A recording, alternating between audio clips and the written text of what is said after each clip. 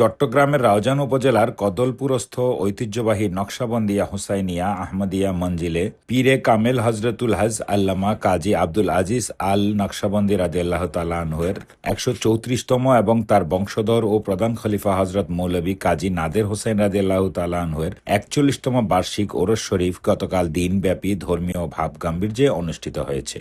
শাহজাদা কাজী মনসুর আহমেদের পক্ষে শাহজাদা কাজী জয়নাল আবেদিন রাশেদ ও শাহজাদা কাজী আরিফুল ইসলাম আরিফের তত্ত্বাবধানে আয়োজিত অনুষ্ঠানে খতমে কোরআন, খতমে বুখারী, মিলাদ, কেয়াম, আখেরি মোনাজাত ও তবারুক বিতরণ করা হয়। প্রকাশিত হয় হজরতুল হজ আল্লামা কাজী আব্দুল আজিজ আল নকশাবন্দি রাদিয়াল্লাহু তাআলা আনহুর জীবন শীর্ষক স্মরণিকা। দোয়া পরিচালনা করেন আল্লামা আব্দুল ওয়াজেদ। প্রধান অতিথি ছিলেন চট্টগ্রাম কলেজের অধ্যক্ষ প্রফেসর মোহাম্মদ মোজাহিরুল ইসলাম চৌধুরী। উপস্থিত ছিলেন মাওলানা আবু তাহের, মাওলানা গিয়াসউদ্দিন, নাসির মিস্ত্রি, মোহাম্মদ রাসেল, মোহাম্মদ মুন্না, মোহাম্মদ নাজিম, জসিম, আক্তার, সোহাদ, আব্দুর রহমান, ওয়াদেদ ও আজিজুর রহমান সহ আরও অনেকে। আয়োজকরা জানান শান্তিপূর্ণভাবে ওরস সম্পন্ন হয়েছে।